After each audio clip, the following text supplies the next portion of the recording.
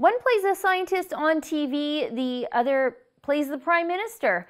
Science guy Bill Nye and Prime Minister Justin Trudeau held a fireside chat at the University of Ottawa, and it went exactly the way anyone could have predicted.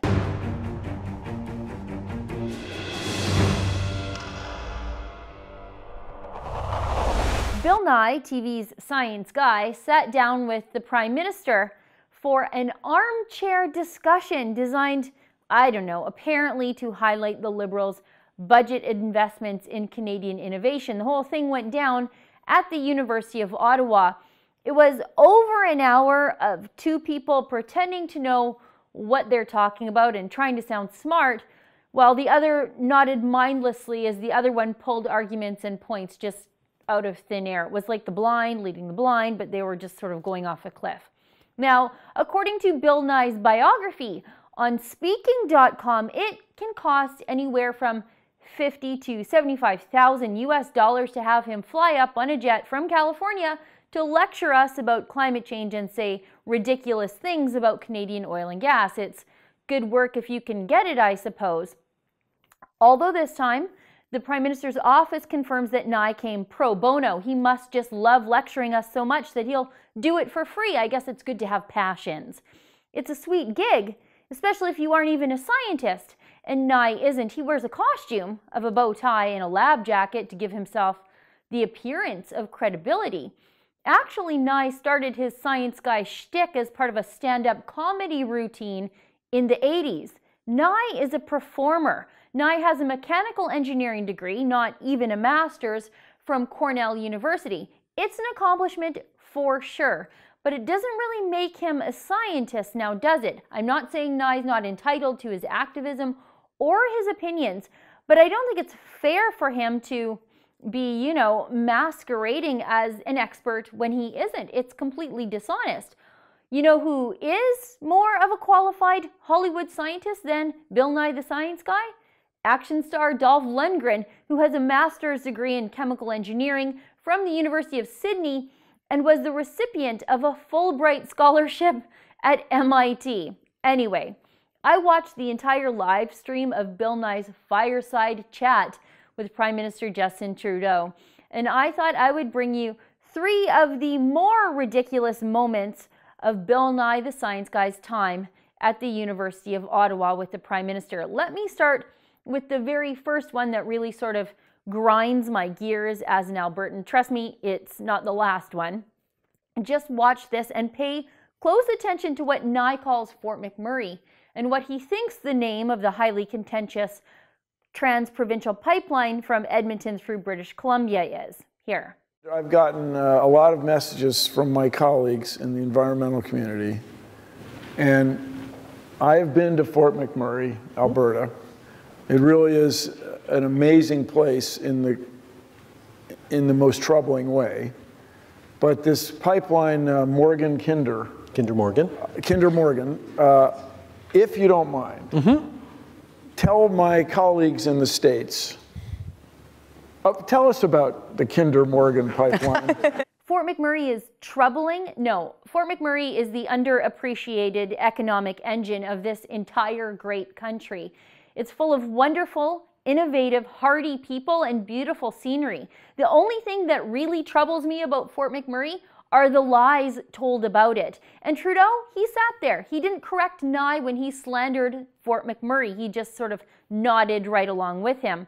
I've got a real hard time taking advice about the impact of one little pipeline from an American who doesn't even know the name of the pipeline. I suspect I'm not alone in that sentiment.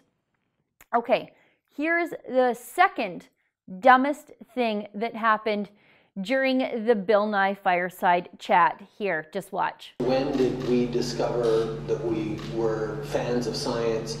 The thing is that every single human being starts off as a scientist. When you're a baby, you are a scientist. If I, make this noise, wow, I get milk. If I push this button or knock this thing off the table, it lands on me and it hurts. Guys, we're all scientists. Babies, cats, dogs, anyone or anything that responds to Pavlovian conditioning, we're all scientists. Touch the burner on the stove, burn your hand, Learn not to touch the burner on the stove again? Guess what? You're up for a Nobel Prize in thermodynamics, apparently, you science guy. Remember when Trudeau used to sort of prattle on about how Stephen Harper muzzled scientists? I'm beginning to wonder if Trudeau actually thought the scientists were dogs. Here's the bigger picture, though. Somebody from the Prime Minister's office thought that letting an intellectual lightweight, such as Trudeau, sit on a stage and feign interest or remote knowledge of anything scientific would make him seem like a more serious individual to normal Canadians. Instead, it just exposed Trudeau as an even more unserious person and, frankly, pretty out of touch with how normal people approach science. But again, the Prime Minister's office, well, those are the people that brought us that disastrous trip to India. They're not exactly known for their great judgment. Or maybe someone in the Prime Minister's office just really doesn't like Justin Trudeau and they take some sort of sick, evil joy in seeing him screw up over and over again. Now that's something I can relate to. Okay, back on the topic at hand. Here's the third ridiculous and slightly crazy thing that came out of Bill Nye's chat with Justin Trudeau in Ottawa. Now, I can't find a clip for it, but I can find a quote from the Canadian press, which is sort of weird how nobody had a camera running when Nye said this. But that's, I guess, another issue. In the post-chat press conference with journalists, Bill Nye insisted on calling Alberta's oil sands tar sands, saying, and I quote, "I'm charmed by the term oil sand, but everybody knows it's tar. That's what it is," end quote.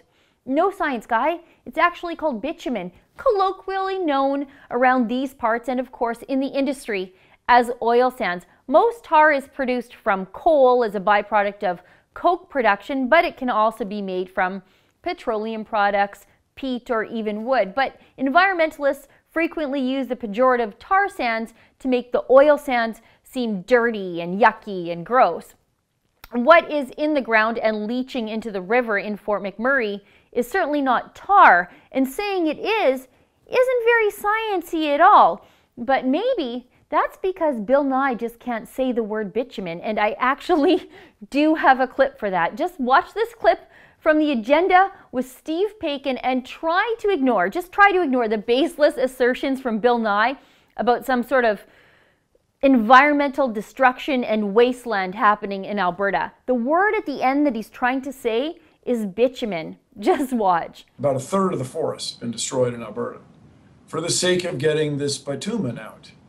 It's like Bill Nye has different muscles operating his tongue than the rest of us do. You know what? I'd like to know the science behind that. But poking fun of Bill Nye aside, he doesn't know anything about the reality of Canadian oil and gas. He doesn't even know what the pipeline is called, but he's a self-appointed expert on it and he's against it. And he doesn't know what to call this substance that we plan to put in the pipeline, but he's here to tell us that the pipeline is bad and it's going to destroy the world. Bill Nye came to Canada to bash our oil and gas in the middle of a rapidly deteriorating pipeline crisis, a crisis that, according to a report from the University of Calgary, is causing Alberta to lose $7.2 billion each and every year in government revenues. And Trudeau gleefully took the stage with him. I guess we know where Justin Trudeau stands. He stands on a stage with a fake Hollywood scientist and against Albertans. For the Rebel.media, I'm Sheila Gunn-Reid.